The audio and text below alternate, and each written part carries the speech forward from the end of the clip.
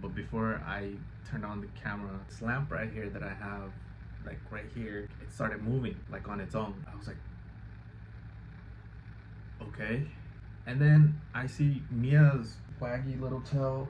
So she stepped on, Mia stepped on the lamp. It just made the whole thing move. Then I was like, creepy stuff already happening. I'm into like the supernatural, all the conspiracy theories. I'm not a conspiracy nut, but I do enjoy expanding my mind into like the possibilities of anything happening. Alright, so today's video I'm gonna be talking about the missing 411. Alright, so what exactly is missing 411? The name missing 411 is actually an old telephone number that people used to call to get information. So it kind of literally translates to missing information. So there is a phenomenon that people go missing under mysterious and very odd circumstances in national parks, wilderness, forest, wooded areas.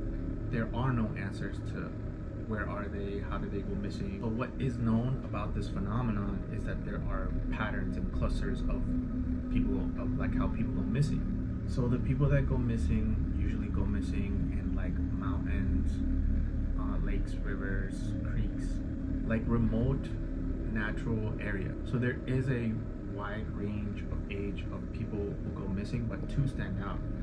Those are children 2 to 6 and the elderly, cognitively impaired adults. What's strange is that the children that are found are usually found miles away from where they were last seen, and most of them are found in places that would be hard for children ages 2 to 6 to even get to.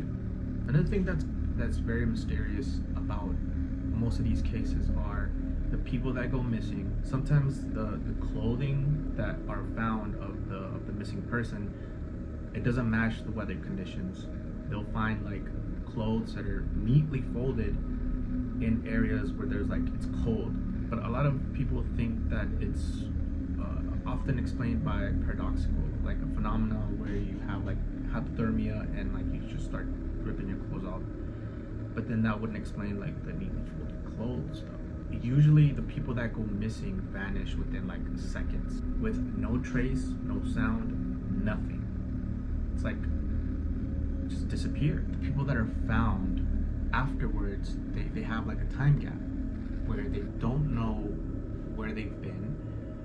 They're disoriented, confused, they can't retrace their steps. What I find interesting about the missing 411 phenomenon is that I didn't know that these parks there's no consistent data that is recorded. There's no single federal database that records missing people in public lands. That's kind of crazy. I think each park has its own, it's supposed to have its own data. They should collect information of these people that go missing. There's not a federal database for that. I find that strange. And you know, statistics kind of fragmented the fuel for like the mystery of all of this, because like, what the fuck? Now when I was doing research on this, like trying to get more information about like what it is, I was listening to a podcast with David Paulides, who is the creator of the Missing 411, who mentioned that most of the people that go missing are like speak German, either speak German, are German, or are of German descent. If you look back at some of these cases, like all their last names are like German descent. A lot of people think that it's aliens, Bigfoot's portals, interdimensional beings kidnapping people, which you can't really outrule any of that. There's a few cases that kind of match up to some of these conspiracies, because in the case of Dennis Martin was a 6-year-old boy who went missing, who was, I think he was playing with a group of kids, hid behind the bushes, trying to family, you know, having fun with the family. Never came out of the bushes. Everybody got involved. The FBI, the Green Berets. There was no trace. Now there was an investigation and interviews of like witnesses that say that during the time that he went missing, they saw a hairy human carrying something over his shoulder running through the woods. That to me just connected that dot. I'm like, okay, that's possible, but it was never confirmed, and it was never like a follow thing. He was never found again. Like a wild looking man just carrying something over their shoulder is not something that's common out in the woods. Some of these cases, they use cadaver dogs, and cadaver dogs, if you don't know, are used to find missing people. Most of the cases, the cadaver dogs will pick up the scent of the missing person and then follow it to either a body of water, a creek, a river, and it'll just stay there. There's a lot of skeptics also within this phenomenon that think that it's foul play, you know, which is understandable too, because people could be hiding out there just kidnapping people and doing crazy shit, but like there's no evidence, there's no bodies out there, nothing.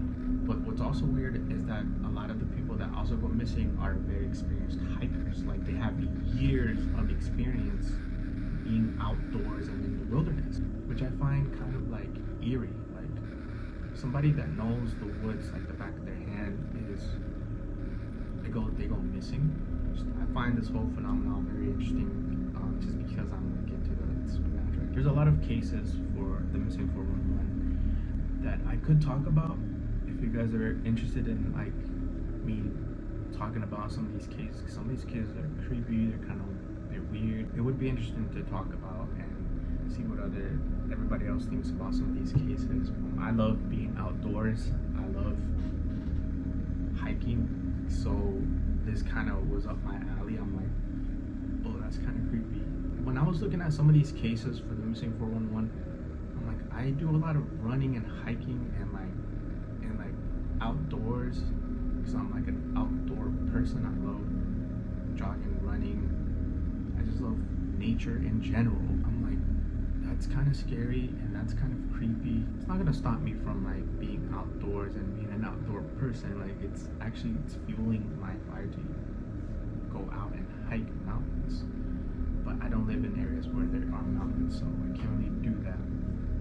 But I might in the future. What I forgot to mention is that the time frame that these people go missing are from noon to like 5, 6 in the afternoon, which is interesting as well. It's another fact. Well, it's another cluster of this whole thing.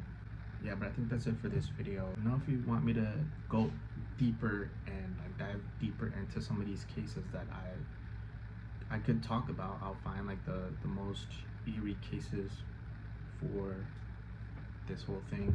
If you want me to like go into like other things, strange cases or whatever, anything scary really, because I'm very interested. If you want to know my scary experiences, let me know, because I can also do that. I have quite a few. I'll catch you guys in the next one.